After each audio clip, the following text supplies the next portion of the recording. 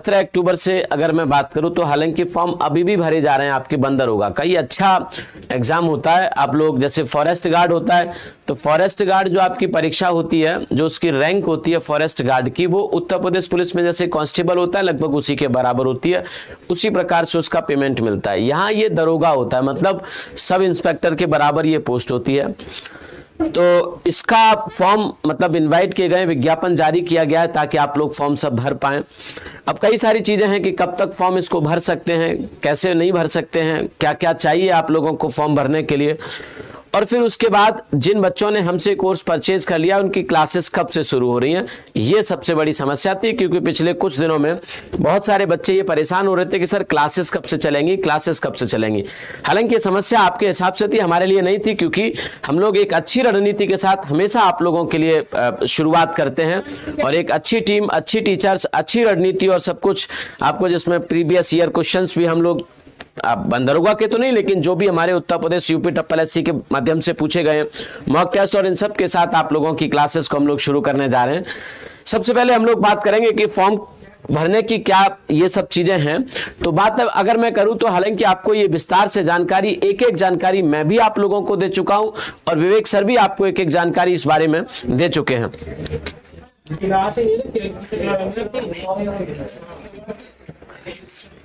Comments लगवा दो यहाँ पे, कमेंट्स है ना। तो ये एक एक जानकारी आपको, है ना, एक एक जानकारी आपको ऑलरेडी दी जा चुकी है। तो आप लोग समझिएगा इस बात को कि उत्तर प्रदेश बंद दरोगा भर्ती जो आपकी है वो 2022 का यूपी TSSC के द्वारा आयोजित होगी। ये भर्ती किसके द्वारा आयोजित होगी?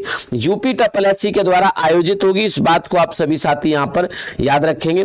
अब सवाल खड़ा होता है कि सर हम लास्ट डेट या कब तक इस फॉर्म को भर सकते हैं?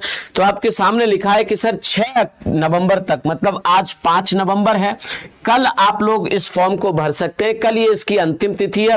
कल के बाद इस फॉर्म को आप सभी साथी फिर नहीं भर पाएंगे। तो आप, अगर आप में से कोई रह गया है ना, अगर आप में से कोई रह गया है तो आप लोग इस फॉर्म को भर दो। सिलेबस पर भी आऊंगा, परेशान मत होइए, मैं आप लोगों को बता रहा हूं, ठीक है, सिलेबस पर भी आऊंगा। तो यूपी TSSC PET 2021 के आधार पर आपकी ये मुख्य परीक्षा होगी। मतलब 2021 में अगर किसी ने ये फॉर्म, मतलब PET की परीक्षा नहीं दी है तो उसके लिए नहीं है ना। जिसने 2021 में नहीं दी है उसके लिए नहीं है। 2022 में सिर्फ दी है तो आप इस फॉर्म को नहीं भर सकते, पहली बात, है ना। तो ये उन्हीं के लिए है जो 21 वाले हैं, पहली बात। अब है कि फॉर्म कब से, तो फॉर्म भरा जा रहा है और 6 नवंबर तक आप इस फॉर्म को भर पाएंगे। कई सारे बच्चों का ये डाउट है कि सर कट ऑफ बता दो मुझे। कट ऑफ से पहले मैं पद बता देता हूं। पद इसमें SI के जो पद हैं, महिला और पुरुष दोनों के मिलाकर, वो इसमें 701 पद हैं। अच्छे खासे पद हैं, क्योंकि यह केवल विज्ञान वर्ग के बच्चों के लिए है ना। यह केवल साइंस वर्ग के बच्चों के लिए है, जिनके पास साइंस आदि है, जिन्होंने आर्ट से BA वगैरह और ये सब कर रखा है, तो उनके लिए ये वैकेंसी नहीं है। इसीलिए ये संख्या अच्छी मानी जा रही है, 701। अच्छे पदों पर नहीं होती। आप उत्तर प्रदेश PCS में बात करो, वहां इतनी वैकेंसी नहीं होती, है ना। UPSC में बात करो, वहां उतनी वैकेंसी नहीं होती, और लाखों लोग वहां पर अपना दिन रात एक कर देते हैं। तो इस लिहाज से, क्योंकि एक तो ये PET के माध्यम से होगी तो वैसे ही नंबर कम हो जाता है। पिछले साल PET बहुत कम विद्यार्थी थे, इस बार तो बहुत ज्यादा बढ़ गए, लेकिन पिछली बार बहुत कम विद्यार्थी थे जो PET की जिन्होंने परीक्षा दी थी, पहली बात। दूसरा, अब उनमें से भी साइंस कितनों के पास है, ये भी सवाल खड़ा होता है यहाँ पर। तो ये इसलिए बहुत महत्वपूर्ण हो जाता है भाई मेरे, आप इस फॉर्म को जरूर भर दें अगर आपके पास क्वालिफिकेशन है तो। क्वालिफिकेशन क्या होनी चाहिए, इस पर आ जाते हैं। तो अनरिजर्व अर्थात जो आपके जनरल है 288, जो आपके OBC है वो 163, और आपके SC है 160, और ST है आपके 20 पद हैं। EWS के भी यहाँ पर 70 पद हैं। महिलाओं के इसमें 140 हैं, और जो स्वतंत्रता सेनानियों पर डिपेंडेंट हैं उन पर आपके 14 हैं, और कुशल खिलाड़ियों के भी 14 हैं। भूतपूर्व सैनिकों के आपके 35 पद हैं। तो आपके ये इस प्रकार से यहाँ पर पद हैं, कुछ अच्छे खासे पद हैं, है ना। अब आपके पास योग्यता क्या होनी चाहिए, इसको समझ लेते हैं। देखो, कम से कम एज 21 से 40 वर्ष होनी चाहिए, और एज काउंट होगी आपकी 1 जुलाई 2022 से, ठीक है। 1 जुलाई जो निकल चुकी है 2022 से आपकी काउंट होगी। 1 जुलाई 2022 को आप 21 साल से कम नहीं होना चाहिए और 40 साल से आप ज्यादा नहीं होना चाहिए, है ना, चलेगा। अब आपको बताता हूं मैं, SC ST OBC को यहां पे छूट रहती है। जैसे आप सब जानते हैं कि SC और ST को 5 वर्ष की छूट होती है, OBC को भी छूट रहती है 3 वर्ष की, तो वो यहां पर छूट है, इसको भी आप यहां पे ध्यान से देंगे, है ना। शैक्षणिक योग्यता की बात करें तो ग्रेजुएशन होना चाहिए, लेकिन ग्रेजुएशन में भी इंपॉर्टेंट ये है कि आपको या तो गणित से ग्रेजुएट होना पड़ेगा, भौतिकी, रसायन विज्ञान, वनस्पति विज्ञान या जंतु विज्ञान, है ना, इनमें से कोई भी 2 विषय आपके पास होना चाहिए। आपके पास ऐसे आप BSc करते हैं अगर, तो BSc में इनमें से कोई 2 विषय आमतौर पर होते हैं। आप फिजिक्स होते हैं, रसायन भी होता है, या फिर मैथ भी साथ में होता है, या वनस्पति विज्ञान या जंतु विज्ञान मतलब जूलॉजी, बॉटनी आदि, इनमें से 2 सब्जेक्ट आपके पास होने चाहिए।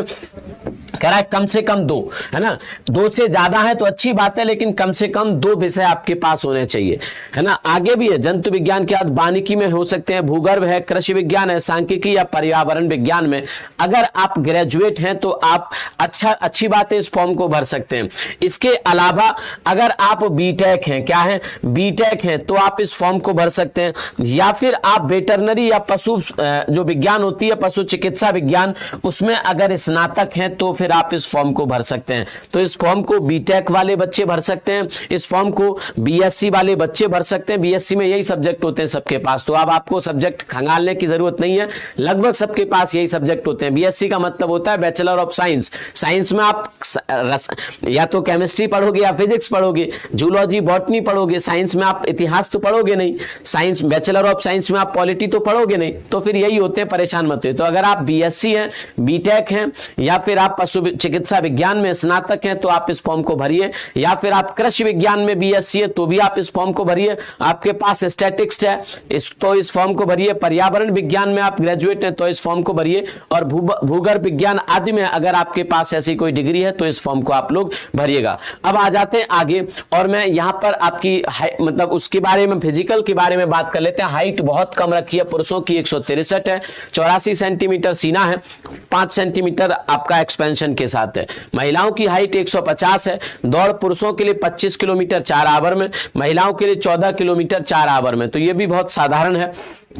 आगे आ जाते हैं। अब प्रोसेस क्या होगा, PET 2021 के स्कोर के आधार पर श्रेणीवार 15 गुना अभ्यर्थियों को यहां पर शामिल किया जाएगा। ये 15 गुना नाम का होता है, ये लगभग 25 से 30 गुने विद्यार्थी इसमें होते हैं। क्यों होते हैं, ऐसा क्यों होता है, क्योंकि जिनके समान नंबर होते हैं, मान लो किसी का 82 नंबर है, बहुत बच्चों के 82 होंगे, तो जितने के भी यहां पर 82 होंगे उनको सबको एक ही गिना जाता है ना। तो ये संख्या 30 गुने तक चली जाती है। उदाहरण के तौर पर जैसे लेखपाल में 8000 वैकेंसी थी, तो 8000 के अनुसार 15 गुना तो कितना होना चाहिए, 15 × 120, 1,20,000 होना चाहिए। लेकिन यहां पर जब लेखपाल की परीक्षा में 2,47,000 बच्चों को इसमें पार्टिसिपेशन दिया गया था, तो ये 30 गुने से भी ज्यादा हो गए। तो मैंने क्या कहा कि आप लोग, हाँ, तो ये लगभग 30-35 गुने तक जाता है ये स्कोर आपका, क्योंकि समान नंबर्स वालों को एक ही काउंट किया जाता है। तो आप परेशान मत होइए।